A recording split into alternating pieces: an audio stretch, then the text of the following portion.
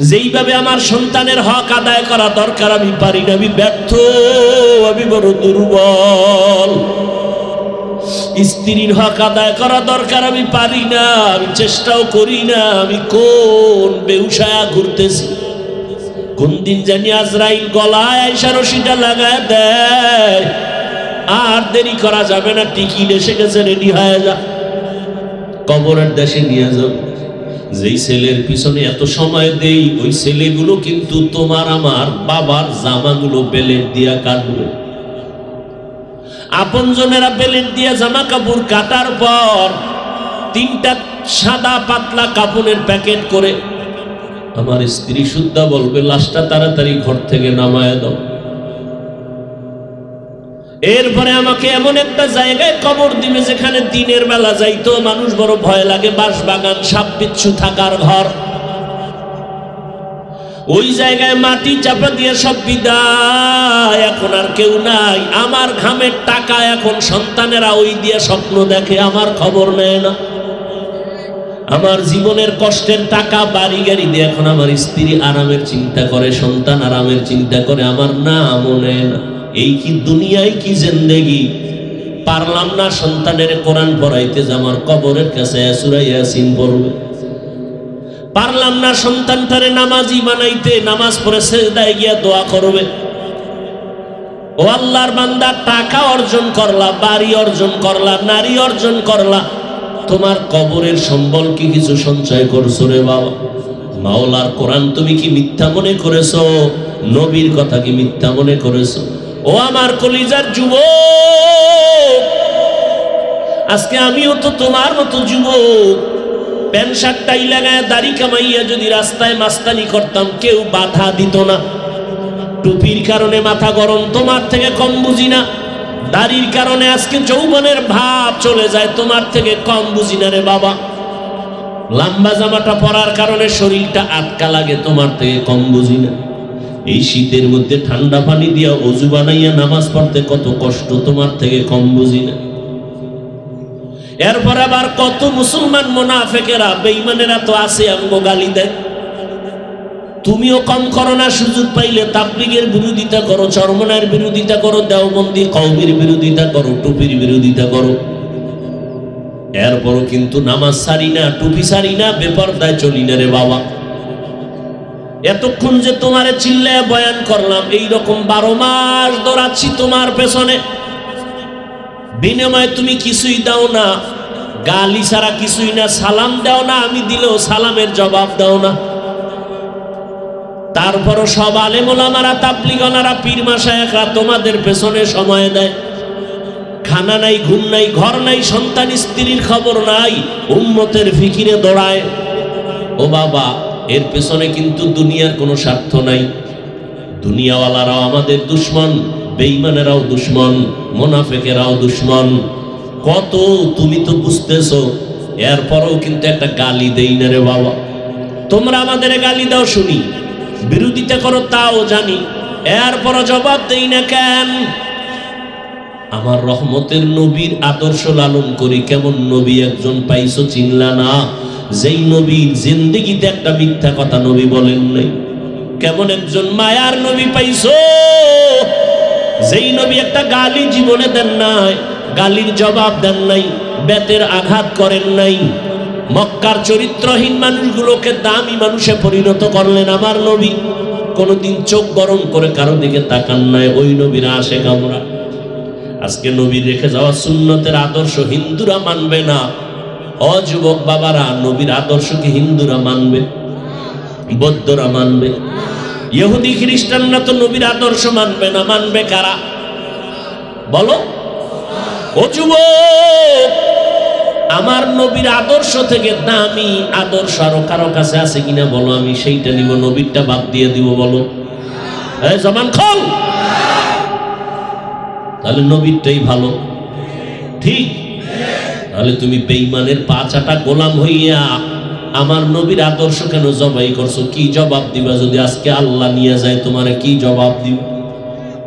এ আমার কলিজার যুবকেরা, বলো নবীর ওই শ্রেষ্ঠ আদর্শের মধ্যে কি চুল কাটার নিয়ম নাই? এই যুবকেরা বল, আঙ্গুলের নখ কাটার নিয়ম নাই। তুমি নবীরটা বাদ দিয়া বেঈমানের পা চাটা গোলাম হয়ে কেন চুল কাটলা? লাভ কি বলো? আল্লাহর কসম একটা লাভের কথা বলো, আমি ওই লাইনে চলে যাব। একজনে দাঁড়ায় বলো, হাফিজ ভাই বেঈমানের লাইনে চুল কাটলে চেহারা সুন্দর হয়, অথবা চোখের পাওয়ার বাড়ে, অথবা মাথা ঠান্ডা থাকে, অথবা দুনিয়ার লাইনে কিছু বাহা বাহা পাওয়া যায়। বলো একটা, বলো আমি ওই লাইনে চলে যাব, নবীরটা বাদ দিয়ে দিও। তাহলে এই অন্যায়টা কেন করছো বাবা? তুমি আবার দাবি করবা আশিকে রাসূল। তোমার অন্তরের জিজ্ঞাসা করো, নবী তোমার সুপারিশ করবেন? এই যে নবীর সাথে দুশ্মনীগুলো করতেছ। ও আল্লাহর বান্দারা, কই আমরা নবীর তরিকায় চুল কাটার চেষ্টা করি, টুপি পরার চেষ্টা করি, দাড়ি রাখার চেষ্টা করি, কই আমগো সম্মান তো কমে নাই। চেয়ারম্যান সাহেব দেখলেও কয় হুজুর দোয়া চাই, এমপি সাহেব দেখলে কয় দোয়া করবেন, মন্ত্রী দেখলে বলে দোয়া করবেন। মহামারী করোনায় স্কুল বন্ধ, কলেজ বন্ধ, চাকরি বন্ধ, ব্যবসা বন্ধ। আল্লাহর শুকর, কোরআনের একটা মাদ্রাসাও বন্ধ হয় নাই।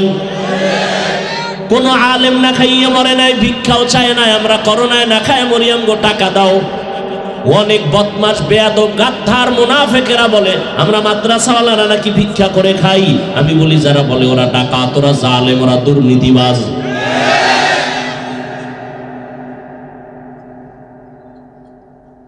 খুব সাবধান, আমরা ভিক্ষা করে খাই না, মানুষ আমগো দিতে চায় না, নিলে মনে কষ্ট পায়। ও আল্লাহর বান্দারা, যুবকেরা, আমি তোমাকে মাদ্রাসায় আসো এ কথা বলি না রে বাবা। তুমি যেখানেই থাকো থাকো, আমার মদিনার নবীর আদর্শের লাইনে চলো। পানি তো তুমিও পান করো, আমিও পান করি। একটু তুমি পান করো বাম হাতে, আমি পান করি ডান হাতে, ব্যবধান তো এতটুকুই। তুমি বলো হুজুর বাম হাতে খাইলে অসুবিধা কি? আমি তোমাকে বলি ডান হাতে পান করলে অসুবিধা কি? তোমার অন্তর নষ্ট হয়ে গেছে। তুমিও মোনাজাতের পরে বাসায় গিয়া ফ্রেশ হবা, ফ্রেশ। আমিও রাত্রে বয়ান শেষ করে বাসায় গিয়া ফ্রেশ হব। তুমি ফ্রেশ হইতে গিয়া গোসল করবা, কয় না কি করবা? কয় হাত ধুবো, চেহারাটা ধুইবো, পাও ধুবো। আমিও তাই করব, কিন্তু তোমার কোনো সওয়াব হবে না, আমার সওয়াব হবে, কারণ আমি ওযুর নামে করব। কি নামে? তুমিও ঘুমাবা, আমিও ঘুমাবো, তবে আমি ওযু করে ডান কাতে ঘুমাবো। ঘুমটা হবে জান্নাতি ঘুম। তুমি মোবাইল দেখে দেখে ঘুমাবা, তুমিও কিন্তু ঘরে ঢুকবা, আমিও ঢুকবো, তবে তোমার কোনো নামাজ নাই, না বিসমিল্লাহ নাই। আমি ডান পাও দিয়ে ঢুকবো, বিসমিল্লাহ বলবো, সালাম দিব। ঘরের মধ্যে ঢুকলে জোরে সালাম দিবা, ঘরে মানুষ থাকার জিন থাক, জোরে সালাম দিবা। এরপরে দুরূদ শরীফ পড়বা, এরপরে কুল হুয়াল্লাহ সূরাটা পড়বা। মদিনার নবী কয় ওর ঘরে জিন্দেগিতে রিজিকের অভাব হবে না।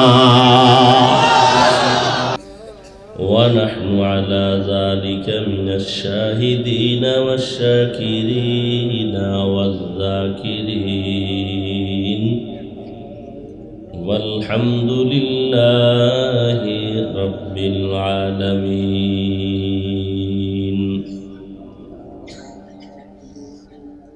حقیقت کھل جائے گی بوقت امتحان تیرے، حقیقت کھل جائے گی بوقت امتحان تیرے، کہ سستی میں یا محنت میں گزاری زندگی تو نے، کہ سستی میں یا محنت میں گزاری زندگی تو نے، دین کی سورج ڈوب رہی ہے ہم لوگوں کی سامنے،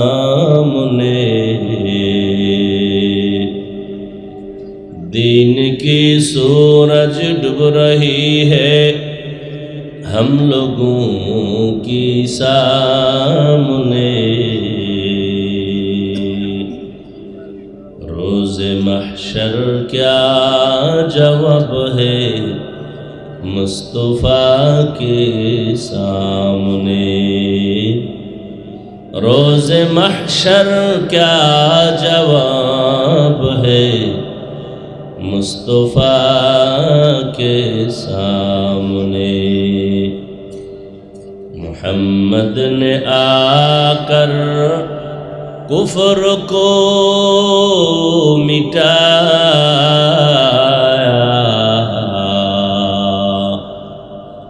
कुफ्र को मिटाकर सदाकत बताया, कुफ्र को मिटाकर सदाकत बताया। सुब्हानक ला इल्म लना इल्ला मा अल्लमतना इन्नक अंतल अलीमुल हकीम। रब्बिश्रह ली सदरी वयस्सिर ली अमरी वहलुल उक़दतम मिन लिसानी यफ़क़हू क़ौली। कुरआने हकीमेर सूरा ताहरीमेर एक आयाते करीमा तिलावत करेছি, নবীজির হাদিস থেকে একটি হাদিসের অংশ পড়েছি। সংক্ষিপ্ত সময়ে কিছু কথা আয়াত ও হাদিসের আলোকে সহি নিয়তে, সহি তরিকায়, সহি কিছু কথা বলার মতো, শুনবার মতো আমাকে আপনাদের প্রত্যেককেই আল্লাহ রাব্বুল আলামিন তৌফিক দান করুন। ইয়া আইয়ুহাল্লাযীনা আমানু, হে দুনিয়ার মুমিন, কু আনফুসাকুম ওয়া আহলিকুম নারা, জাহান্নামের আগুন থেকে নিজেকে বাঁচাও এবং তোমাদের আহালকে বাঁচাও। কেন? ওয়াকুদুহান নাসু ওয়াল হিজারা, জাহান্নামের আগুনের ইন্ধন হবে মানুষ আর পাথর। আলাইহা মালাইকাতুন গিলাযুন শিদাদুন লা ইয়াসুনাল্লাহা মা আমারাহুম, জাহান্নামের দায়িত্বে নিয়োজিত ফেরেশতা যারা, তারা হবেন চরমপন্থী, কঠোর অন্তরের মালিক। আল্লাহর হুকুমের বাইরে কিছুই তারা করবে না। ওয়াইফআলুনা মা ইউমারুন, আল্লাহ যা আদেশ দিবেন তাই করবে। নবীজি বলেন, আলা সাবধান হে উম্মত, কুল্লুকুম রাঈন ওয়া কুল্লুকুম মাসউলুন আন রাইয়াতিহি, তোমরা প্রত্যেকেই দায়িত্বশীল। আল্লাহর আদালতে দায়িত্বের কারণে জবাবদিহিতার কাঠগড়ায় হাজির হতে হবে। নবীজি হাদিস শুনাইতেছেন, সাহাবায়ে কেরাম কেউ প্রশ্ন করলেন, হে আল্লাহর রাসূল, কে কার উপরে দায়িত্বশীল? নবীজি বললেন, যার অধীনে যারা বসবাস করে, অধীনস্থদের যিনি মালিক হবেন, গার্ডিয়ান হবেন, তিনি দায়িত্বশীল। যেমন মা বাবার অধীন সন্তান, মা বাবা সন্তানের দায়িত্বশীল। শিক্ষকের অধীন ছাত্র, প্রত্যেক ছাত্রের দায়িত্বশীল শিক্ষক। মুসল্লিদের দায়িত্বশীল ইমাম খতিব। প্রত্যেক স্ত্রীর জন্য দায়িত্বশীল তার স্বামী। ওয়ার্ডের দায়িত্বশীল মেম্বার, কমিশনার। ইউনিয়নের দায়িত্বশীল এক চেয়ারম্যান। গোটা দেশের দায়িত্বশীল সরকার। গোটা উম্মতে মুসলিমার দায়িত্বশীল উলামায়ে আহলে হক। আর একজন সাহাবী প্রশ্ন করলেন, হে আল্লাহর রাসূল, বুঝলাম যার অধীনে যারা আছে, অধীনস্থদের যিনি গার্ডিয়ান হবেন তিনি দায়িত্ব পালন করবেন। আমার তো অধীনে কেউ নেই, এমনকি আমিও কারো অধীনে নাই, আমার কি দায়িত্ব? নবীজি বললেন, আপনি আপনার অঙ্গ প্রত্যঙ্গের দায়িত্বশীল। আল্লাহ দুটো হাত দিয়েছেন, দুটো পা দিয়েছেন, দুটো চোখ দিয়েছেন, দুটো কান দিয়েছেন, এগুলো অনর্থক দেন নাই। প্রত্যেকটার আলাদা ডিউটি আছে। কিয়ামতের ময়দানে এগুলোর হিসাব আল্লাহ নেবেন। আল্লাহর আদালতে যখন জিজ্ঞাসাবাদ করা হবে, তোমার দায়িত্ব পালন করছো কিনা, অঙ্গ প্রত্যঙ্গগুলো যেই ডিউটির জন্য দেওয়া হয়েছিল ওই ডিউটি পালন হলো কিনা। অনেক বান্দা বান্দি আযাবের ভয়ে মিথ্যা বলবে, তখন আল্লাহ জবানকে বন্ধ করে বলবেন, এই হাত কথা বলো, চোখ কথা বলো, পা কথা বলো। اليوم نختم على أفواههم وتكلمنا أيديهم وتشهد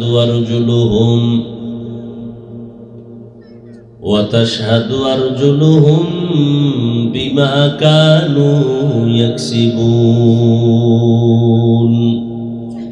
দস্তগোয়াদ মঞ্চুনি দুজদিদাম লব্বগোয়াদ মঞ্চুনি বসিদাম চশমগোয়াদ চিদাম গমজা হারাম রসগোয়াদ চিদাম সমরুল কালাম।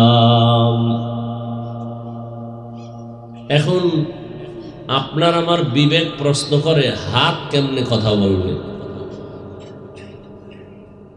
এখান থেকে একটা পয়েন্ট কিয়ামত পর্যন্ত মনে রাখার মতো ব্যবস্থা করে রাখবেন। আপনার মরণ পর্যন্ত বলি নাই, কিয়ামত পর্যন্ত এমন সিস্টেমে কথাটা মনে রাখার ব্যবস্থা করবেন যে আপনি মরে গেল বাকি যারা আছে তারাও যেন মনে রাখে। সেটা হলো পৃথিবীর সমস্ত বিবেক যেই বিষয়ে বলবে এটা অসম্ভব, আমার আল্লাহর দ্বারা সেটা সম্ভব। এটা খুব আপনারা সহজে বুঝছেন না? খুব সহজে বুঝে ফেলছেন, মানে সেকেন্ডের মাথায়। কিন্তু এই কথাটাকে কঠিনভাবে পাহাড় দিয়া ধাক্কাইয়া ঠেলে দেওয়ার মতো বহু টুপিওয়ালা এই জমিনে আছে। যে অসম্ভব এটা কেমনে সম্ভব? যদি বলি আল্লাহর কুদরতে সম্ভব, বলবে হ্যাঁ এটা মানা যায়। যদি বলি মরা গাছে কথা বলতে পারে না, এটাই সত্য। কিন্তু কোনো একজন আল্লাহ পাকের প্রিয় বান্দা সে কথা বলা শুরু করছে, গাছ কথা বলা শুরু করছে। এখন বলবে এটা কেমনে? এটা তো হতে পারে না। এই পয়েন্টের উপরে আপত্তি করার কারণে এদেশের বহু টুপিওয়ালা মাওলানা ওলিয়া উলিয়াদেরকে মানে না, ওলিয়া উলিয়াদের কারামতকে মানে না।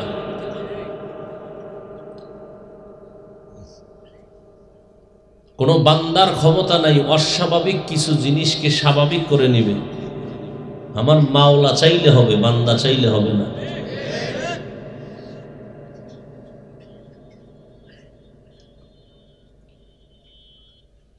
হাল চাষ করে দেখবেন গরু যখন চাষাবাদ করে, গরুরে ডানে কইলে যায়নি। গরু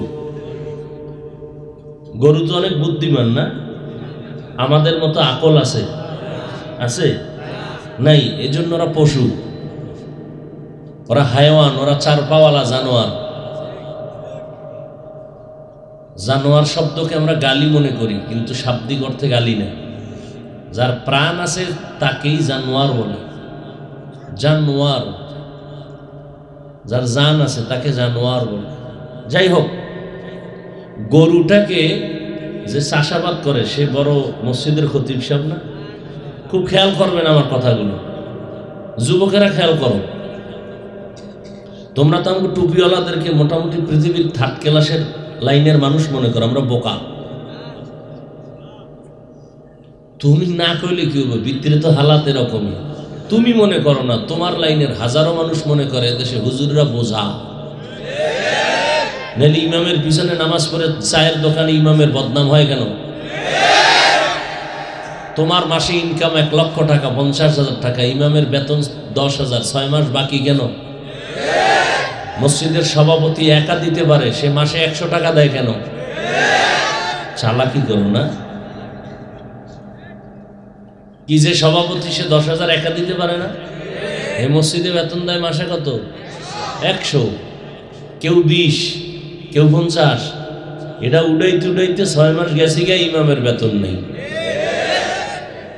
আল্লাহ হেদায়াত দান করুন। তাহলে একটা গরু, তার আকল নেই, এই গরুটাকে পেছন থেকে পরিচালনা করতেছে একটা লোক, সে মূর্খ, সাধারণ মানুষ, কথা বুঝেন। ওই লোকটা যখন হাল চাষ করায়, গরুটাকে ডানে বলে বামে বলে, বলে না? তখন কি গরু ডানে বামে যায়? হ্যাঁ, গরু তো মানুষের কথা শোনার কথা না। হাঁস দ্বারা লালন পালন করে, হাঁস সন্ধ্যাবেলা ডাক দিলে আয় না? কে আমি ডাকলে আসবে না মালিক? মালিক ডাকলে আসবে। সকালবেলা দেখবেন মুরগি ক্ষুধার জন্য পাগল।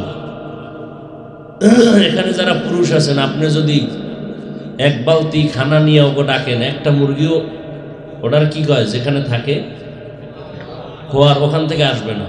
আপনার ম্যাডাম যদি ডাকা লাগবে না, চেহারাটা দেখছে আর বলাবলি শুরু করছে, ডাকাডাকি শুরু করছে, ঠিক নেই? তো একটা বেনামাজি মূর্খ মানুষের কথায় যদি গরু ডান কইলে ডানে যায়, বাম কইলে বামে যায়। ও পণ্ডিতেরা, ও আহলে বাতিলরা, আপনারা আল্লাহওয়ালা যারা, তাকওয়াওয়ালা যারা, তাহাজ্জুদ কাজা হয় না যাদের, তাকওয়ার মানদণ্ডে চলে যারা চলেন, এরা যদি আল্লাহর মোহাব্বত নিয়া গাছকে বলে কথা বলো, আল্লাহ যদি কুদরতের ক্ষমতা দেয় তো হবে না কেন? উজানির কারি ইব্রাহিম রহমতুল্লাহ আলাইহি বাঘকে বলছে চলে যাও। আপনার বুঝতে কষ্ট হয়, আপনার অন্তর চিকিৎসা করেন। আপনার অন্তরে ময়লা, গুনার ময়লা লেগেছে, অন্তরের চিকিৎসা করেন।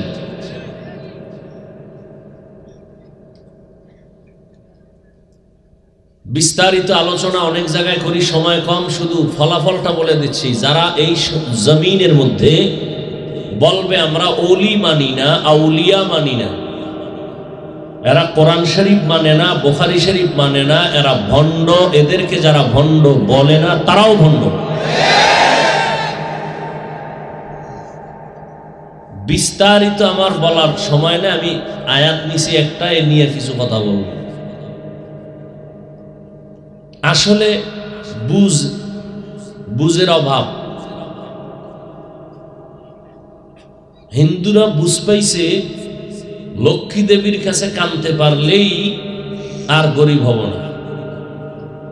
আপনি হাজারো বুঝাইবেন, কাজ হইব না, ওটা তার বুঝ।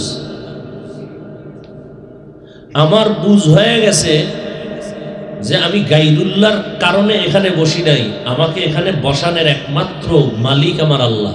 এটা আমার বুঝ। মাইয়ুরিদিল্লাহু বিহি খাইরান ইউফাক্কিহু ফিদ্দীন।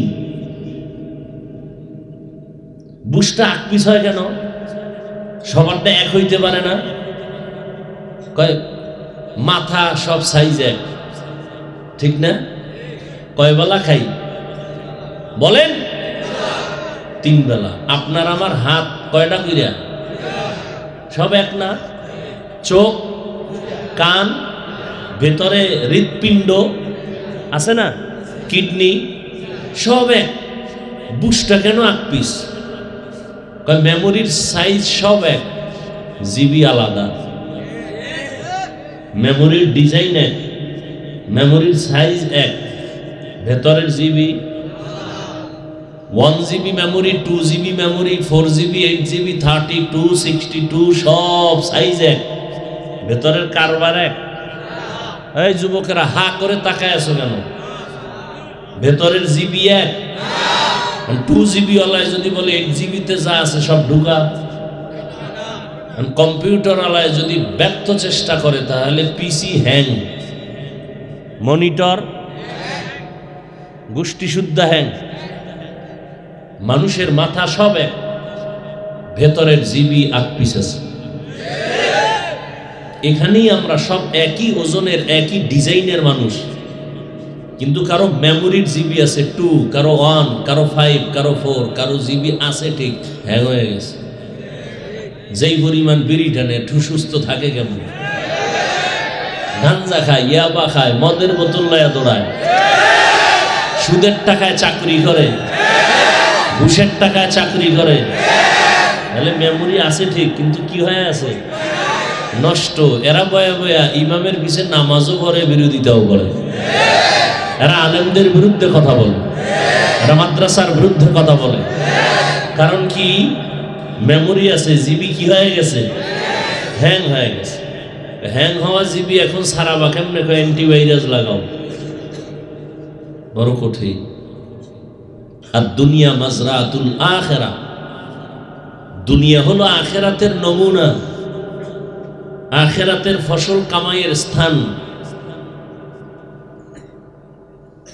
আল্লাহ আমাদের বুঝার তৌফিক দান করেন।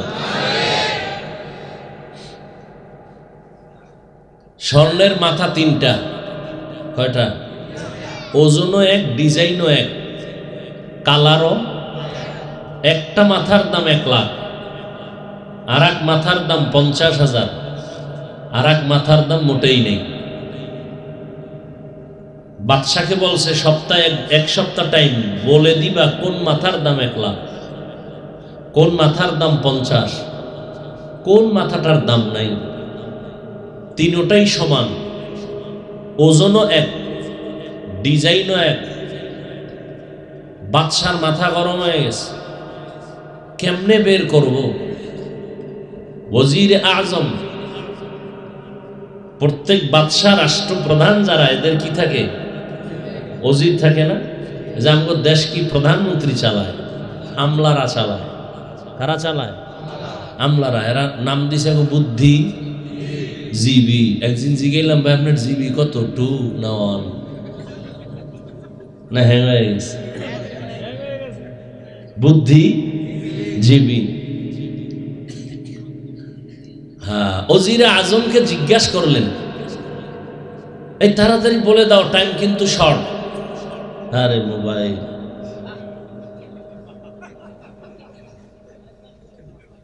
হাসেন আপনারা।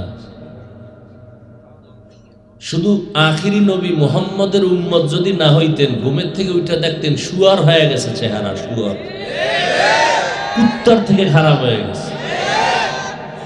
যেই পরিমাণ মোবাইলে সারাটা রাত্র কবিরা গুনাহ করে আপনার প্রত্যেকটা ঘরে ঘরে।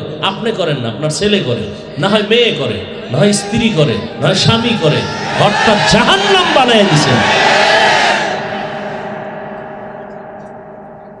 আল্লাহর রহমত আসবে কিভাবে?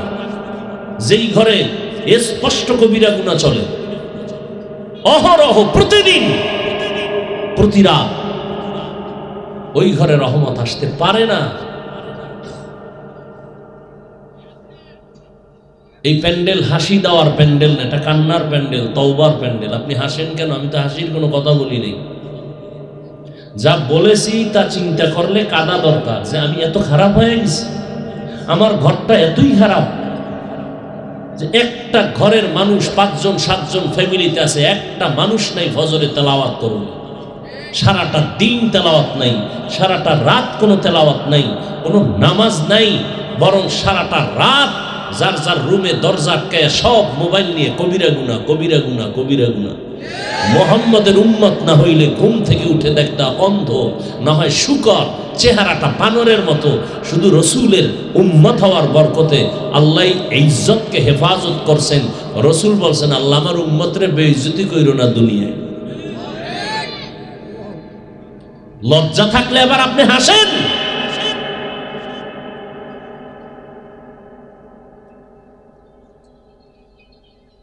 আল্লাহ হেদায়াত দান করুন।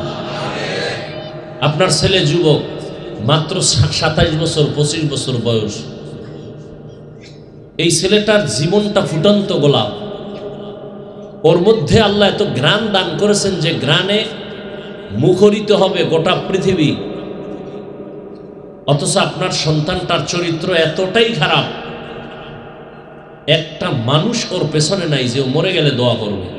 ভিতরে ভিতরে সবাই খুশি যে ও মরে যাক, কারণ এই চরিত্রহীনের কারণে আমার পরিবেশ নষ্ট, আমার স্কুল নষ্ট, আমার সন্তানেরা নষ্ট, আমার ছাত্র ছাত্রীদের চরিত্র নষ্ট, একটা এই চরিত্রহীনের কারণে। আল্লাহ হেদায়াত দান করুন। যুবক, নিজেকে তো অনেক পণ্ডিত মনে করো, কিন্তু কি করেছো জীবনে অর্জন বলো তো? আল্লাহ না করুন মরে গেলে এখন তোমাকে কি নিয়ে মানুষ স্মরণ করবে? যে একটা বেয়াদব ছিল, মায়ের সাথে ব্যবহার ভালো করে নাই, বাবার সাথে ভালো করে নাই, শিক্ষকের সাথে ভালো ব্যবহার করে নাই, ইমামের সাথে ভালো ব্যবহার করে নাই, আলেমদের সাথে ভালো ব্যবহার করে নাই। করতো কি? মোবাইলে সারাটা দিন অন্যের নিয়ে পড়ে থাকতো, অন্যের বিরুদ্ধে লিখতো, আলেমের বিরুদ্ধে লিখতো, তাবলিগের বিরুদ্ধে লিখতো। তাহলে পরিশেষে তোমার জীবনের 23-25 বছরের পাওনা সবার বরদোয়া, এই তোমার জীবন। আর তুমি এই জীবন নিয়ে নিজের গর্ব করো, অথচ তোমার মধ্যে আল্লাহ এমন মেডিসিন রাখছেন যে তোমার মেধাটাকে যদি কাজে লাগাও তাহলে তুমি একা যুবকের দ্বারা সম্ভব আল্লাহ কবুল করলে গোটা পৃথিবীটাকে নিয়ন্ত্রণ করা। এই মিয়া, ইহুদি বেঈমানের বাচ্চাগুলো যদি রাষ্ট্র পরিচালনা করতে পারে, তুমি শ্রেষ্ঠ নবীর উম্মত হয়ে তুমি পারবা না কেন?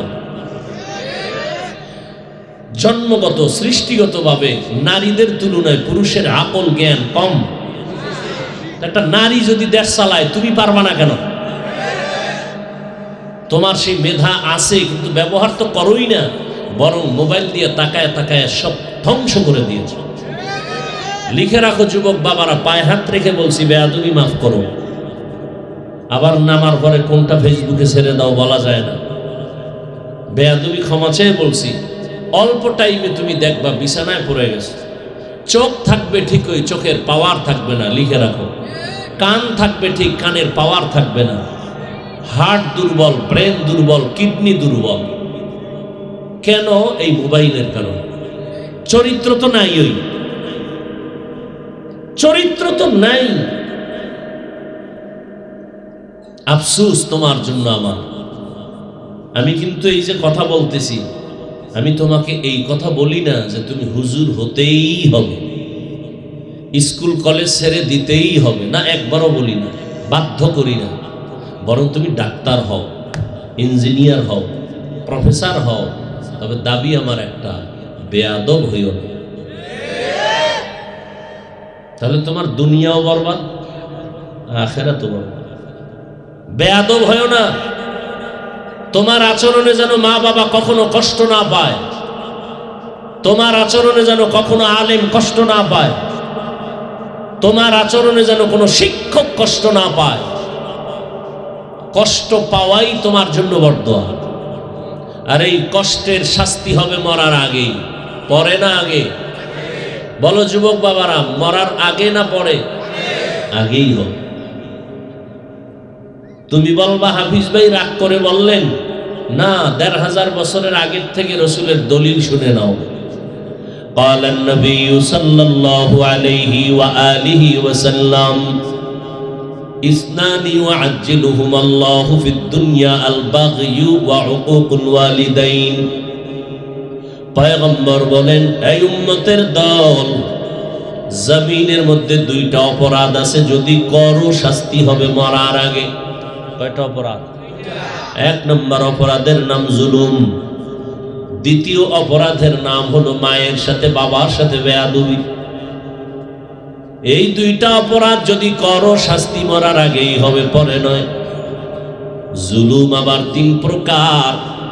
আল্লাহর সাথে জুলুম করা, নিজের সাথে জুলুম করা, অন্যান্য মাখলুকতের সাথে জুলুম করা। আল্লাহর সাথে জুলুমের নাম হলো শিরিক। আল্লাহর সাথে জুলুমের নাম কি? যারা শিরিক করবে, আল্লাহ কোরআনে বলেন, ওয়ামাই ইউশরিক বিল্লাহ ফাকাদ হারামাল্লাহু আলাইহিল জান্নাহ, তাদের উপরে জান্নাত হারাম। নিজের সাথে জুলুম করার এক অর্থ, আমি নামাজ পড়ি, আমার আহালকেও আল্লাহ বলেন আনফুসাকুম ওয়া আহলিকুম নারা, নিজে জাহান্নাম থেকে বাঁচো, অন্যকেও বাঁচাও, আহালকে বাঁচাও। নিজে নামাজ পড়ি, সন্তানের নামাজ পড়াই না, সন্তানটার উপরে জুলুম করলাম, এটা আমার উপরে জুলুম। কারণ সন্তান আমার, আমি স্বামী হইয়া নামাজ পড়ি, স্ত্রীকে নামাজের দাওয়াত দেই না, জুলুম করলাম। আমি গানের আওয়াজ কানের মধ্যে দেই না, কিন্তু টেলিভিশন কিই না, সব ঘরওয়ালাকে সুযোগ দিলাম, জুলুম করলাম। আর একটা জুলুম আমার উপরে জুলুমের আর এক ব্যাখ্যা হলো, আল্লাহ যে দুটো হাত দিয়েছেন, যেই ডিউটি করার জন্য ওই ডিউটি পালন করি নাই, উল্টা করেছি, হাতের উপরে জুলুম। হাতের কলম দ্বারা ন্যায়ের পক্ষে আগাও, তুমি অন্যায়ের পক্ষে কলম ধরেছ, হাতের উপরে জুলুম। চোখ দিয়ে তুমি মা বাবাকে তাকাইয়া দেখবা সওয়াব, এই চোখ দিয়ে তুমি কোরআন দেখে দেখে তাকায়া পড়বা সওয়াব। এই চক্ষু দিয়ে তুমি আল্লাহ ওয়ালা দেখবা সওয়াব। এই চোখ দিয়ে আল্লাহর ঘর বাইতুল্লাহ দেখবা, তোমার অনেক সওয়াব। এই চক্ষু দিয়ে আমার মালিকের কুদরত দেখবা, সওয়াব। কিন্তু তুমি সারা রাত এই মোবাইল দিয়া, মোবাইল সামনে নিয়ে কবিরা গুনাহ করে কাটাইছো। দরওয়াজাও বন্ধ, জানালাও বন্ধ, মাও দেখে না, বাবাও দেখে না, তুমি কি গুনাহ করো। আল্লাহ দেখতেছেন, জানতেছেন। আর আব্বা আম্মা যদিও দেখে না, তবে তাদের অন্তরে রাডারেও ধরা পড়েছে তুমি গুনাহ করতেছো। চোখের সাথে জুলুম। পাও দিছে আল্লাহ, হেঁটে হেঁটে ভালো দিকে আগাইবা, সিনেমা হলে গেছো, জুলুম। আল্লাহ ভেতর একটা অন্তর দান করেছেন, গবেষণা করবাই অন্তর দিয়া। আল্লাহ কেমনে আসমান বানাইছেন, কেমনে জমিনটা বানাইছেন। কিন্তু বান্দা, তুমি যদি ক্ষতির পরিকল্পনা করো, গুনাহের কল্পনা করো বসে বসে, অন্তরের উপরে জুলুম। আল্লাহর নবী বলেন, দুইটা অপরাধ করবা, জুলুম। একটা হলো মা বাবার সাথে বেয়াদবি, শিক্ষকের সাথে বেয়াদবি করেছো, শিক্ষকের সাথে জুলুম। কিন্তু এই বেয়াদবির ক্ষমাটা আল্লাহ কিন্তু দিবেন না, কারণ এটা বান্দার হক। শিক্ষক যদি তোমারে ক্ষমা না দেয়, আল্লাহ ক্ষমা দিবেন না। মা বাবার সাথে বেয়াদবি করেছো, মা বাবা যদি তোমাকে ক্ষমা না দেয়, আল্লাহ ক্ষমা দিবেন না। তওবা করতে পারবা 1000 বার, কাজ হবে না। কারণ বান্দার হক আল্লাহ ছেড়ে দিয়েছেন, বান্দা ক্ষমা না দেওয়া পর্যন্ত আল্লাহ ক্ষমা দিবেন না। এই জন্য আল্লাহ বলেন, ইয়া আইয়ুহাল্লাযীনা আমানু কু আনফুসাকুম ওয়া আহলিকুম নারা। ও মুমিন, জাহান্নামের আগুন থেকে নিজেকে বাঁচাও, তোমার আহালকে জাহান্নাম থেকে বাঁচাও। কারণ জাহান্নামের আগুনের ইন্ধন হবে মানুষ আর পাথর। জাহান্নাম তো মরার পরে বহুত দূর, না হয় হাসরের মাঠে বিচার আচারের পরে জাহান্নাম অনেক দূরে। এখন কেমনে বাঁচবো? একজনে যদি আগুনের পাশে দাঁড়ায়, তারে ধমক দেওয়া যায়, আগুন আগুন, সর লেগে যাবে আগুন। কিন্তু জাহান্নামের আগুন অনেক দূরে, এখন বাঁচবেন কি করে? আমি আপনাকে কেমনে বলবো জাহান্নামের আগুন থেকে আপনি বাঁচেন? আপনি তো আগুন চিনে নই না, জাহান্নামের আগুন কখনো দেখি নাই, তাহলে কেমনে বুঝবো যে জাহান্নামের আগুন? ওই দেখা যায় বাঁচো। মুফাসসিরিনে কেরাম বলেন, জাহান্নামের আগুনে যেই কাজ করলে তুমি যাইবা, ওই কাজ থেকে বাঁচো। ওই কাজের নাম গুনাহ। গুনাহ থেকে নিজেকে বাঁচাও। ওয়া আম্মা মান খাফা মাকাম রাব্বিহি ওয়া নাহান নাফসা আনিল হাওয়া ফাইন্নাল জান্নাতা হিয়াল মাওয়া। আল্লাহ তাআলা বলেন, দুনিয়ার মানুষ হাসরের ময়দানে রবের সামনে দাঁড়াইয়া হিসাব দেওয়ার ভয়, যদি কোনো বান্দা নিজেকে গুনাহের থেকে বাঁচায়, নবী কোরআনের আয়াত দিয়া জানায় দেন, আমি আল্লাহ তাকে জান্নাতুল মাওয়ার মেহমান বানায় দিব। हर के दारद খৌফে হক দর দিল মদন জন্নতুল মাওয়া দেহদ উরা মকাম জুজবা হক চীজে মখাজ ইনসুজা ফজলে উ আমস্তে দর জুমলা জাহা। আরে নবীর আশিক উম্মতের দলেরা, জাহান্নামের আগুন থেকে বাঁচার ব্যাখ্যা হলো গুনাহের থেকে নিজেকে বাঁচাও, এক নাম্বার দায়িত্ব। দ্বিতীয় দায়িত্ব তোমার আহালকে বাঁচাও, কারণ কিয়ামতের ময়দানে বহু নামাজি নেক আমলওয়ালা জাহান্নাম থেকে নিজে বাঁচলো, কিন্তু তারা হালকে বাঁচাইতে না পারার কারণে জাহান্নামের আসামি হয়ে যাবে। কিয়ামতের দিন আল্লাহ পাক সন্তানকে বলবে, এই সন্তান নামাজ কেন পড়ো নাই? রোজা রাখছো না কেন? সন্তান মা বাবা মুরব্বীদের বিরুদ্ধে মামলা পেশ করবে, কোরআনের আয়াত। সন্তান বলবে, রব্বানা ইন্না আতা'না সাদাতানা ওয়া কুবারানা ফাআদাল্লুনাস সাবিলা। আমি বেনামাজি হই নাই, বেরোজাদার হই নাই, আমার মুরব্বী আমার মা বাবা আমাকে নামাজের দাওয়াত দেয় নাই, রোজার দাওয়াত দেয় নাই, আমাকে কোরআন তেলাওয়াত শিখায় নাই, আমার কোনো দোষ নাই, আল্লাহ সব আমার মুরব্বী মা বাবার দোষ। এটা কোরআনের আয়াত, সূরা আহজাব 67 নম্বর আয়াত। হাদিসেও আছে, قال النبي صلى الله عليه وآله وسلم ما من مولود إلا يولد على الفطرة فأبواه يهودانه أو ينصرانه أو يمجسانه إلى آخر الحديث أو كما قال النبي عليه الصلاة والسلام। পয়গম্বর বলেন, পৃথিবীতে প্রত্যেকটা সন্তান ঈমানের আলো নিয়ে জন্মগ্রহণ করে। মা বাবা সন্তানটাকে মূর্তি পূজারী বানায়, মা বাবা সন্তানকে অগ্নি পূজারী বানায়, মা বাবা সন্তানটাকে গায়রুল্লাহর গোলাম বানায়। আমাদের বাচ্চা আছে, আপনাদেরও ঘরে আছে না নাই? আপনার বাচ্চা যদি কান্না করে, দৌড়াইয়া গেছেন বাজার থেকে পুতুল কিনে আসছেন, পুতুল, ঠিক না? আবার এখন তো মোবাইল আছে, মোবাইলে কার্টুন দিয়ে দিলেন। কিন্তু আমগো হুজুরদের বাচ্চা যখন কান্না করে, কই কোনো হুজুর তো পুতুল কিনে দেয় নাই, দিছে? তাহলে আপনি সন্তানকে নষ্ট করার রাস্তা খুলে দিলেন। এই যে প্যান্ডেলের ভিতরে সব জায়গায় ঘরে ঘরে বাচ্চার হাতে মোবাইল, মা বাবার দোষ নাই? কথা বলেন না কেন? সেদিন এক বড় লোক, আল্লাহর বান্দা, আমার বন্ধু মানুষ, মাদ্রাসায় আসলেন, আমাকে দাওয়াত দিলেন। হাসতে হাসতে বলেন, হুজুর বাসায় যাবেননি? যাব। ম্যাডাম দাওয়াত দিছেন। আপনি দিলেই তো হয়, ম্যাডাম দিবে কেন? উদ্দেশ্য মনে হয় একটু গভীর। বলে, হ্যাঁ। কি সমস্যা?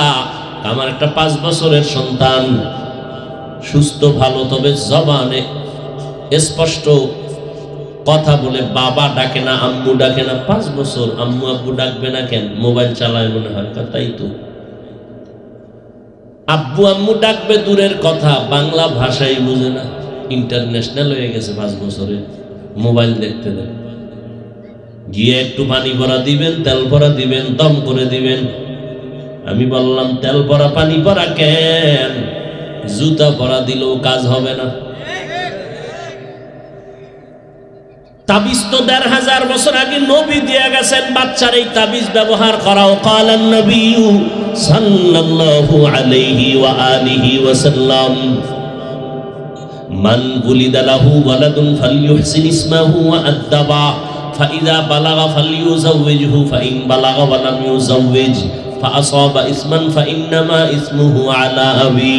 পয়গম্বর বলেন, এই দুনিয়ার মা বাবা, সন্তান যখন ভূমিষ্ঠ হয়, তোমার উপরে বড় দায়িত্ব আছে।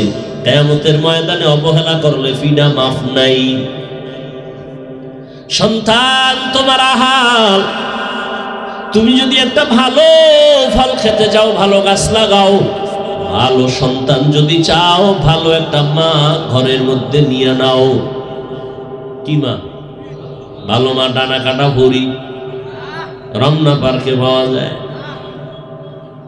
আরে আল্লাহর গোলাম, তুমি এমন একটা মেয়ে ঘরে নাও, কিছু পারুক আর না পারুক, আগে দেখো মাওলার কোরআন পড়তে জানেনি।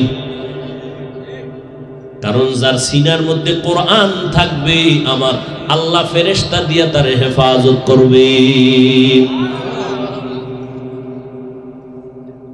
এরপরে দেখো তার মা, তার বাবা, তার ফ্যামিলি মোটামুটি ইজ্জত নষ্ট করে না, ইজ্জত রক্ষার্থে পর্দা করে। বাড়ির চাইরো পাশ দেওয়াল দিয়ে পর্দা করলে লাভ কি? ভিতর যদি সদরঘাট হয় স্বাস্থ্য ভাই মামতো ভাইয়ের জন্য।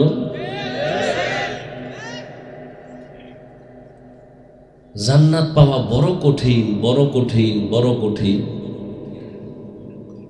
যদি সহজ হইতো তো জান্নাতের টিকিট হাতে পাইয়া আজীবন আবু বকর সিদ্দিক কাঁদলেন কেন? জবাব দেন।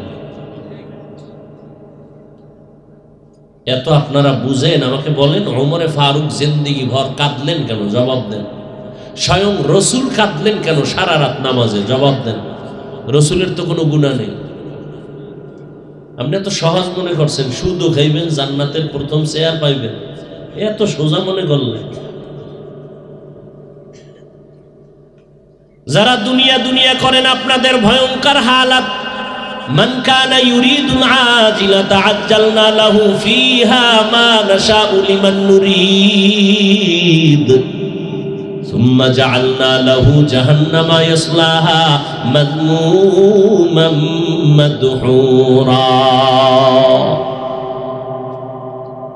আল্লাহ কয় যারা দুনিয়া চায় আমি তাদেরকে শুধু দুনিয়া দেই তা না, দ্রুত দিয়ে দেই, তাড়াতাড়ি দিয়ে দিই। যারা বলবেন টাকা লাগবে চাও আমি দিয়ে দিব, বাড়ি লাগবে চাও দিয়ে দিব, তবে লিখে নাও পরিণাম ফল তোমার জাহান্নাম।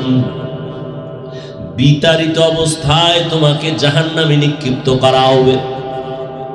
লা ইয়াগুররান্নাকা তাকাল্লুবুল্লাযীনা কাফারু ফিল বিলাদি মাতাউন কালিলুন সুম্মা মাওয়াহুম জাহান্নাম ওয়া বিইসাল মিহাদ।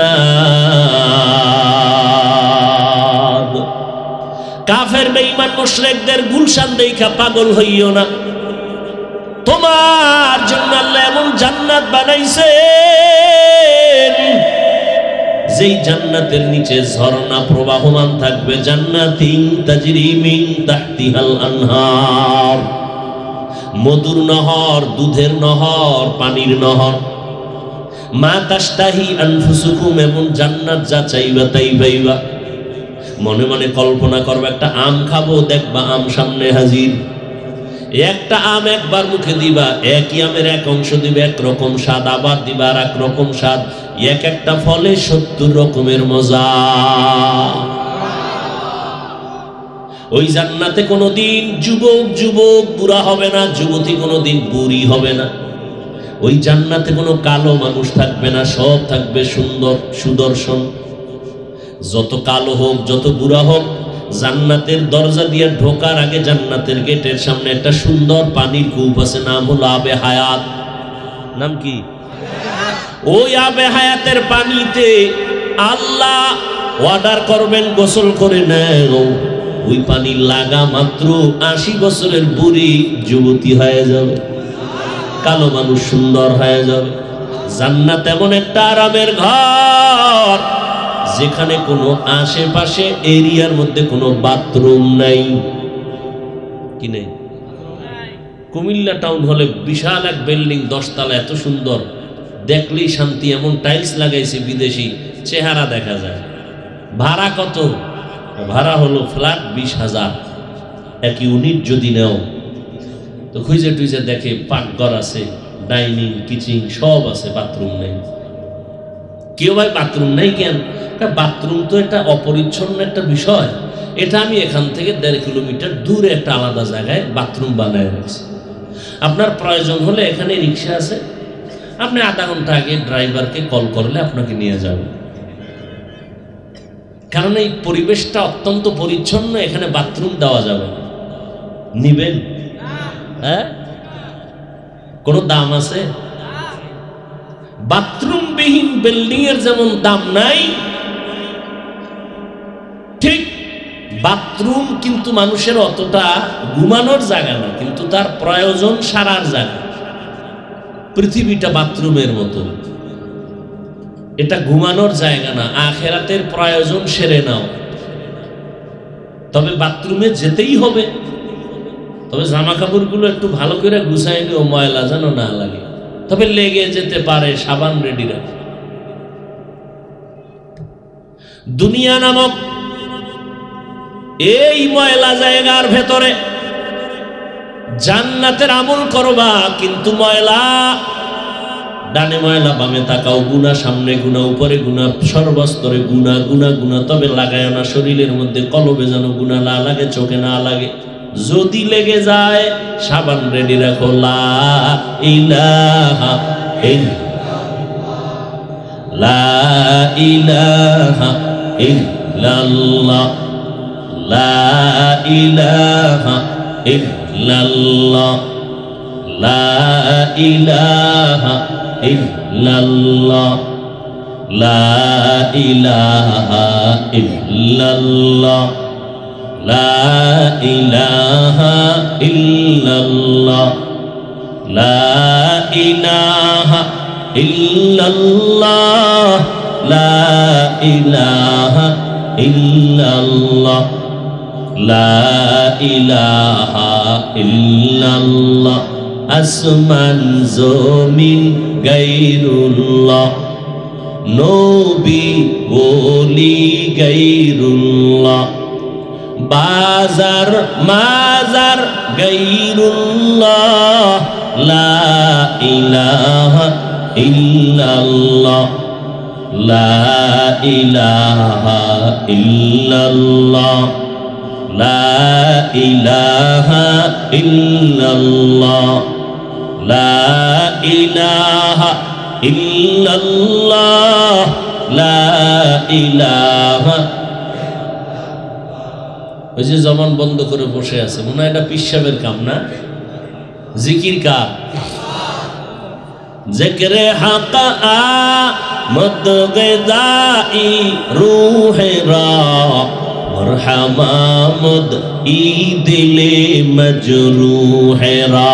খারাপ লাগে আপনাদের? কত বয়ান এই সমস্ত অঞ্চলে করছিলাম না, ঘরে ঘরে ঘরে ঘরে বয়ান করেছিলাম কুমিল্লা অঞ্চলে। ডিস্ট্রিক্টে গেলে আমাকে মানুষ বলতো, কুমিল্লা তো ওয়াজ করেন কেন, আমগো দেন না কেন? আরে কুমিল্লার মানুষ, মাওলার জিকিরের সাবান লাগাও, কলব পরিষ্কার হয়ে যাবে। এরে আল্লাহর গোলাম, এ জমিন বড় পবিত্র। দুনিয়া ছাড়া তুমি জান্নাতের টিকিট অর্জন করতে পারবা না, তবে দুনিয়া নামক ময়লা যেন তোমাকে আকৃষ্ট করতে না পারে। পানি ছাড়া নৌকা চলবে না, তবে নাকটাই না ঘুমাইও না, নৌকার মধ্যে যেন পানি ঢুকে না যায়। সাবধান, পানি ছাড়া নৌকা চলবে না, কিন্তু পানি যদি ভিতরে ঢুকে যায় তাহলে পানি হবে নৌকার জন্য শেষ। দুনিয়া ছাড়া আখেরাতের বাজার করতে পারবা না, কিন্তু দুনিয়া যদি কলবের মধ্যে জায়গা নেয় তোমার আখেরাত বরবাদ হয়ে যাবে। এরে আল্লাহর বান্দা, জাহান্নামের আগুন থেকে নিজেকে বাঁচাও, তোমার আহালকে বাঁচাও। জাহান্নামের আগুন কতটাই যে ভয়ঙ্কর। ওই জান্নাতে কারামের ঘর, যেই জান্নাতে কোনো বাথরুম থাকবে না, বাথরুমের ব্যাগ কখনো হবে না। জান্নাতীরা খাইতে খাইতে খাইতে খাইতে পেট কুমিল্লা জেলা পরিমাণ বড় হয়ে যাবে। একটা ঢেকুর দিবে আবার আগের মতো হয়ে যাবে। ও আল্লাহর বান্দারা, এই জান্নাত যারা পেতে চাও, আল্লাহ বলেন নেক আমলের পুঁজি অর্জন করো। ইন্নাল আবরারা লাফি নাঈম ওয়া ইন্নাল ফুজ্জারা লাফি জাহিম। নেক আমলওয়ালাদের জন্য জান্নাত, গুনাহগার যারা করবে তারা জাহান্নামী। জাহান্নামটা কেমন ভয়ঙ্কর! দুনিয়ার আগুন আগুন, জাহান্নামের আগুন আগুন। দুনিয়ার আগুন হাতে লাগছে, হাত জ্বলবে, পা জ্বলবে না। জাহান্নামের আগুন যেখানে লাগবে সেখান থেকে কলিজা পর্যন্ত ভুনা করে ফেলবে। দুনিয়ার আগুন দ্বারা মানুষের উপকার হয়, মাঝে মাঝে ক্ষতি হয়। কি আগুনের দ্বারা দুনিয়ার কি হয়? উপকার হয় না? মাঝে মাঝে কি হয়? মাঝে মাঝে ক্ষতি হয়। জাহান্নামের আগুন অল টাইম ক্ষতি। দুনিয়ার আগুন থেকে জাহান্নামের আগুনের তাপ হাজার হাজার হাজার গুণ বেশি। দুনিয়ার আগুন এতটাই সফট, এটাকে প্রজ্বলিত করার জন্য নরম লাগে খের কুটা কেরোসিন। জাহান্নামের আগুন এত হার্ড, এটাকে প্রজ্বলিত করার জন্য শক্ত জিনিস লাগবে। আল্লাহ বলেন ওয়াকুদুহান নাস ওয়াল হিজারা, মানুষ আর পাথর হবে জাহান্নামের ইন্ধন। আল্লাহ আলাদা করে বলে না ইহুদি খ্রিস্টান কোন মানুষ হবে জানা নাই। এই জন্য জান্নাতের টিকিট পাইয়াও কান্না কান্না কান্না। কি উপায় হবে আমার? এই ভাইরা আমার, আবু বকরের মতো বান্দা কত দামি। নবী বলেন সারা দুনিয়ার মুমিনের আমল যদি এক পালায় দাও, আমার আবু বকরের এত মূল্য। আমার আবু বকরের সব আমল লাগবে না, মাত্র 2টা আমল যদি দাও, সারা দুনিয়ার মুমিনের আমল থেকে আমার আবু বকরের 2টা আমলের পাল্লা ভারী হয়ে যাবে। ওই আবু বকর জান্নাতের টিকিট পেয়ে সারা জিন্দেগি কাঁদলেন। হাসরের ময়দানে কেমনে আমি মাওলার সামনে দাঁড়ায় জবাব দিব? ওমরে ফারুক, যাকে শয়তান পর্যন্ত ভয় পায়, যেই ওমরের মতের সাথে আল্লাহ নিজে একমত হইয়া কোরআন শরীফে আয়াত নাজিল করেছেন। সুবহানাল্লাহ। অথচ সেই ওমরকে আমার সোনার বাংলায় কিছু টুপিওয়ালারা পর্যন্ত কয় তিনি নাকি বেদাতি ভণ্ড। কোন দেশে আছেন চিন্তা করছেন মোটো? আল্লাহর কসম, 3বার করে বললাম আল্লাহি বিল্লাহি তাল্লাহি, আল্লাহর কসম 3বার। যারা সাহাবায়ে কেরামের বিরুদ্ধে লেখালেখি করবে, যারা বক্তব্য দিবে, 3বার করে বললাম এরা ভণ্ড, এরা বাতিল, এরা প্রতারক, এরা ইসলামের দুশমন। এদের যারা ভণ্ড বলবে না তারাও ভণ্ড।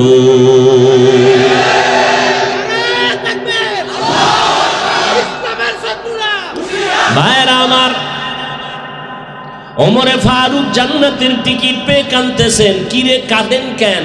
ওমর বলেন আল্লাহ যদি ঘোষণা দেন সব মানুষগুলো জান্নাতে যাবে, একজন জাহান্নামে যাবে, আমি ওমর ভয় পাই সে জাহান্নামী আসামি আমি হয়ে যাই না। উসমান রাদিয়াল্লাহু তাআলা আনহু কাঁদতেছেন। ভাইজান আপনি কেন কাঁদেন? সাহাবীকে জিজ্ঞেস করেন।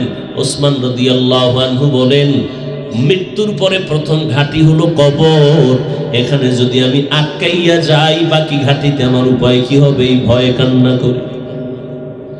আর তাদের তুলনায় তো আপনার আমার অল টাইম কান্না করে করে মরে যাওয়ার কথা, কারণ আমরা মানুষই তো হতে পারি নাই। নামাজ পড়ি বাহাদুরি, যেইভাবে নামাজটা পড়লে আল্লাহ খুশি হবেন ওইভাবে নামাজ তো পড়তে পারি না, শুধু মানুষকে ধোঁকা দেই। যেইভাবে তেলাওয়াত করলে আল্লাহ খুশি হবেন ওইভাবে তেলাওয়াত করতে পারি না। যেইভাবে আমার সন্তানের হক আদায় করা দরকার আমি পারি না, আমি ব্যর্থ, আমি বড় দুর্বল। স্ত্রীর হক আদায় করা দরকার আমি পারি না, আমি চেষ্টাও করি না। আমি কোন বেউসায়া ঘুরতেছি, কোন দিন জানি আজরাইল গলায় আইসা রশিটা লাগায় দেয়। আর দেরি করা যাবে না, টিকিট এসে গেছে, রেডি হয়ে যা, কবরের দেশে নিয়ে যাও। যেই ছেলের পিছনে এত সময় দেই ওই ছেলেগুলো কিন্তু তোমার আমার বাবার জামাগুলো বেলেট দিয়া কাটবে। আপনজনেরা বেলেট দিয়া জামা কাপড় কাটার পর 3টা সাদা পাতলা কাপড়ের প্যাকেট করে আমার স্ত্রী সুদ্ধা বলবে লাশটা তাড়াতাড়ি ঘর থেকে নামায় দাও। এরপরে আমাকে এমন একটা জায়গায় কবর দিবে যেখানে দিনের বেলা যাইতো মানুষ বড় ভয় লাগে, বাঁশ বাগান, সাপ বিচ্ছু থাকার ঘর। ওই জায়গায় মাটি চাপা দিয়ে সব বিদায়, এখন আর কেউ নাই। আমার ঘামের টাকা এখন সন্তানেরা ওই দিয়ে স্বপ্ন দেখে, আমার খবর নেয় না। আমার জীবনের কষ্টের টাকা বাড়ি গাড়ি দিয়ে এখন আমার স্ত্রী আরামের চিন্তা করে, সন্তান আরামের চিন্তা করে, আমার না মনে না। এই কি দুনিয়ায় কি জিন্দেগি! পারলাম না সন্তানের কোরআন পড়াইতে যে আমার কবরের কাছে সূরা ইয়াসিন পড়বে, পারলাম না সন্তানটারে নামাজি বানাইতে নামাজ পড়ে সিজদায় গিয়া দোয়া করবে। ও আল্লাহর বান্দা, টাকা অর্জন করলা, বাড়ি অর্জন করলা, নারী অর্জন করলা, তোমার কবরের সম্বল কি কিছু সঞ্চয় করছো রে বাবা? মাওলার কোরআন তুমি কি মিথ্যা মনে করেছো? নবীর কথা কি মিথ্যা মনে করেছো? ও আমার কলিজার যুবক, আজকে আমিও তো তোমার মতো যুবক। প্যান্ট শার্ট টাই লাগায় দাড়ি কামাইয়া যদি রাস্তায় মাস্তানি করতাম কেউ বাধা দিত না। টুপির কারণে মাথা গরম, তোমার থেকে কম বুঝি না। দাড়ির কারণে আজকে যৌবনের ভাব চলে যায়, তোমার থেকে কম বুঝি না রে বাবা। লম্বা জামাটা পরার কারণে শরীরটা আটকা লাগে, তোমার থেকে কম বুঝি না। এই শীতের মধ্যে ঠান্ডা পানি দিয়া ওযু বানাইয়া নামাজ পড়তে কত কষ্ট, তোমার থেকে কম বুঝি না। এরপর আবার কত মুসলমান মুনাফিকেরা বেঈমানেরা তো আছে, আমগো গালি দেয়। তুমিও কম করো না, সুযোগ পাইলে তাবলীগের বিরোধিতা করো, চরমনার বিরোধিতা করো, দেওবন্দি কওমির বিরোধিতা করো, টুপির বিরোধিতা করো। এরপরও কিন্তু নামাজ ছাড়ি না, টুপি ছাড়ি না, বেপরদায় চলি না রে বাবা।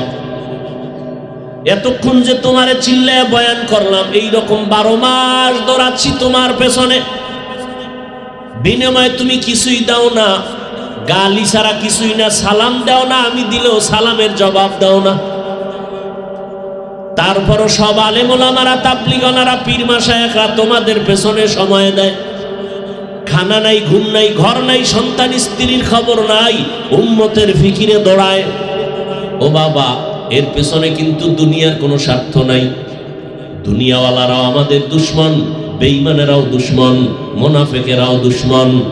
কত তুমি তো বুঝতেছো, এরপরও কিন্তু একটা গালি দেই না রে বাবা। তোমরা আমাদের গালি দাও শুনি, বিরোধিতা করো তাও জানি, এরপরও জবাব দেই না কেন? আমার রহমতের নবীর আদর্শ লালন করি। কেমন নবী একজন পাইছো চিনলা না, যেই নবীর জিন্দেগিতে একটা মিথ্যা কথা নবী বলেন নাই। কেমন একজন মায়ার নবী পাইছো, যেই নবী একটা গালি জীবনে দেন নাই, গালির জবাব দেন নাই, বেতের আঘাত করেন নাই। মক্কার চরিত্রহীন মানুষগুলোকে দামি মানুষে পরিণত করলেন আমার নবী। কোনোদিন চোখ গরম করে কারো দিকে তাকান নাই, ওই নবীর আশেক আমরা। আজকে নবীর রেখে যাওয়া সুন্নতের আদর্শ হিন্দুরা মানবে না। অযুবক বাবারা, নবীর আদর্শকে হিন্দুরা মানবে, বৌদ্ধরা মানবে, ইহুদি খ্রিস্টানরা তো নবীর আদর্শ মানবে না। মানবে কারা বলো? ও যুবক, আমার নবীর আদর্শ থেকে দামি আদর্শ আরো কারো কাছে আছে কিনা বলো, আমি সেইটা নিব, নবীরটা বাদ দিয়ে দিব বলো। এই জবান খোল, তাহলে নবীরটাই ভালো, ঠিক? তাহলে তুমি বেঈমানের পাঁচাটা গোলাম হইয়া আমার নবীর আদর্শ কেন জবাই করছো? কি জবাব দিবা যদি আজকে আল্লাহ নিয়ে যায় তোমারে? কি জবাব দিবা? এ আমার কলিজার যুবকেরা, বলো নবীর ওই শ্রেষ্ঠ আদর্শের মধ্যে কি চুল কাটার নিয়ম নাই? এই যুবকেরা বল, আঙ্গুলের নখ কাটার নিয়ম নাই? তুমি নবীরটা বাদ দিয়া বেঈমানের পাঁচাটা গোলাম হয়ে কেন চুল কাটলা? লাভ কি বলো? আল্লাহর কসম, একটা লাভের কথা বলো, আমি ওই লাইনে চলে যাব। একজনে দাঁড়ায় বলো, হাফিজ ভাই, বেঈমানের লাইনে চুল কাটলে চেহারা সুন্দর হয়, অথবা চোখের পাওয়ার বাড়ে, অথবা মাথা ঠান্ডা থাকে, অথবা দুনিয়ার লাইনে কিছু বাহা বাহা পাওয়া যায়। বলো একটা, বলো আমি ওই লাইনে চলে যাব, নবীরটা বাদ দিয়ে দিও। তাহলে এই অন্যায়টা কেন করছো বাবা? তুমি আবার দাবি করবা আশিকে রাসূল, তোমার অন্তরের জিজ্ঞাসা করো, নবী তোমার সুপারিশ করবে নি? এই যে নবীর সাথে দুশ্মনীগুলো করতেছে। ও আল্লাহর বান্দারা, কই আমরা নবীর তরিকায় চুল কাটার চেষ্টা করি, টুপি পরার চেষ্টা করি, দাড়ি রাখার চেষ্টা করি, কই আমগো সম্মান তো কমে নাই। চেয়ারম্যান সাহেব দেখলেও কয় হুজুর দোয়া চাই, এমপি সাহেব দেখলে কয় দোয়া করবেন, মন্ত্রী দেখলে বলে দোয়া করবেন। মহামারী করোনায় স্কুল বন্ধ, কলেজ বন্ধ, চাকরি বন্ধ, ব্যবসা বন্ধ। আল্লাহর শুকর, কোরআনের একটা মাদ্রাসাও বন্ধ হয় নাই। কোন আলেম না খাইয়ে মরে নাই, ভিক্ষাও চায় নাই, আমরা করোনায় না খায় মরিয়াম গো টাকা দাও। অনেক বদমাশ বেয়াদব গাদ্দার মুনাফিকেরা বলে আমরা মাদ্রাসাওয়ালারা নাকি ভিক্ষা করে খাই। আমি বলি যারা বলে ওরা ডাকাত, ওরা জালেম, ওরা দুর্নীতিবাজ।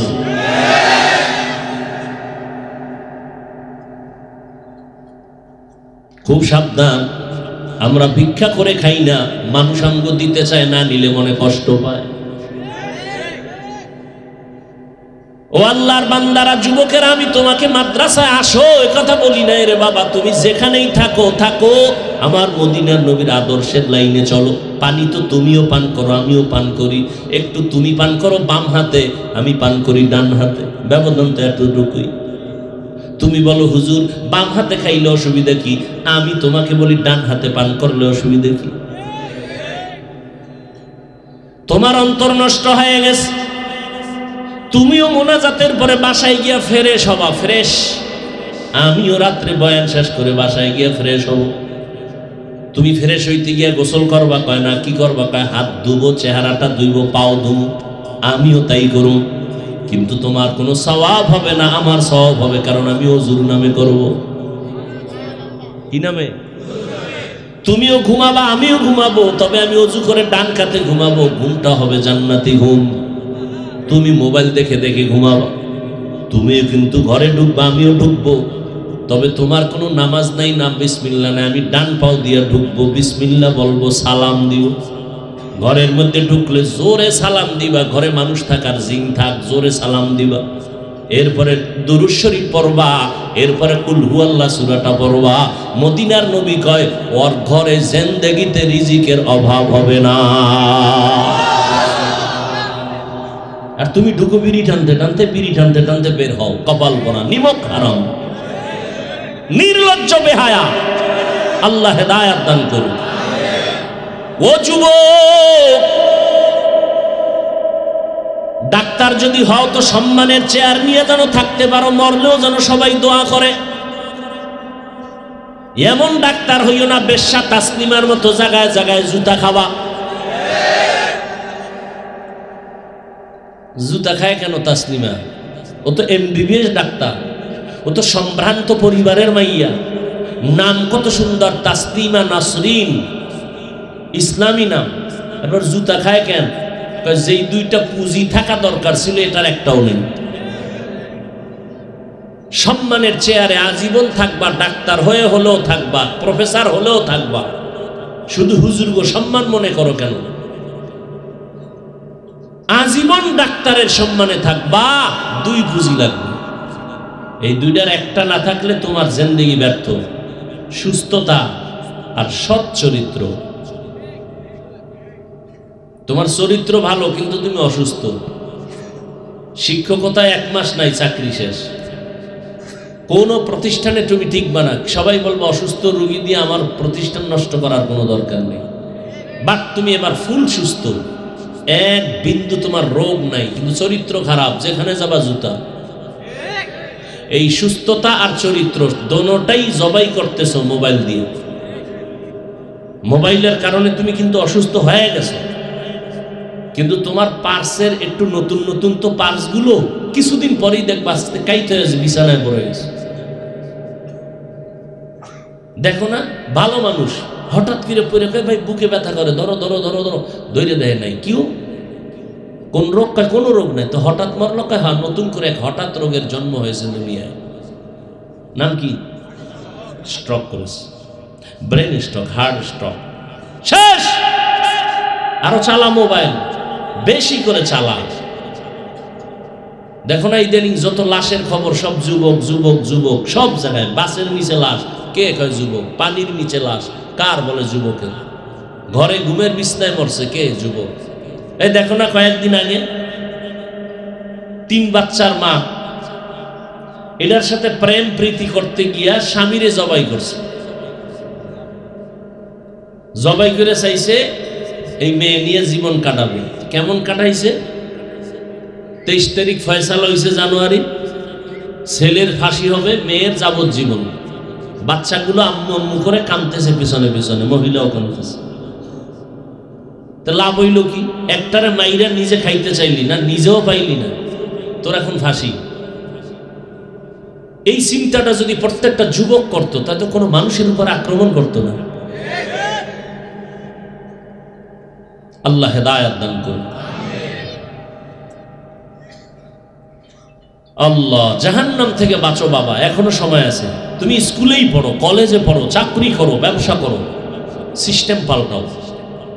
বাম হাত থেকে ভুলে গেছেন, সিস্টেম পাল্টাও, রসুলের আদর্শে চলে আসো। তুমি নবীর আদর্শ মানবা না, কে মানবে এই দুনিয়ায়? হিন্দু, বৌদ্ধ, ইহুদি কেউ মানবে না। তুমি না মানলে কে মানবে? আজকে থেকে তৈরি হয়ে যাও, সম্মান বেড়ে যাবে ইনশাআল্লাহ। তুমি তো সম্মান চাও, সম্মান তো বাড়বে ইনশাআল্লাহ, বাড়বে। তুমি ডাক্তার হও, তবে কুমিল্লা শহরের ডাক্তার না। আমি চাই, আমার দিল চায় তুমি আন্তর্জাতিক মানের সম্মানিত ডাক্তার হও। মরে গেলে যেন তোমার নামে সুনামের ইতিহাস লেখা হয়। সেজন্য লাগবে দুই পুঁজি। এই বললাম, কি পুঁজি? সুস্থতা আর কি? চরিত্র। দোনোটা নষ্ট করে কিসে? মোবাইল। বাঁচলে বাঁচানো হয় নিজের কপালে নিজে জুতা মারবা। আল্লাহ সবাইকে মাফ করেন। সুবহানাল্লাহি ওয়া বিহামদিহি, সুবহানাকাল্লাহুম্মা বিহামদিকা, আশহাদু আল্লা ইলাহা ইল্লা আনতা, আস্তাগফিরুকা ওয়া আতুবু ইলাইক। ও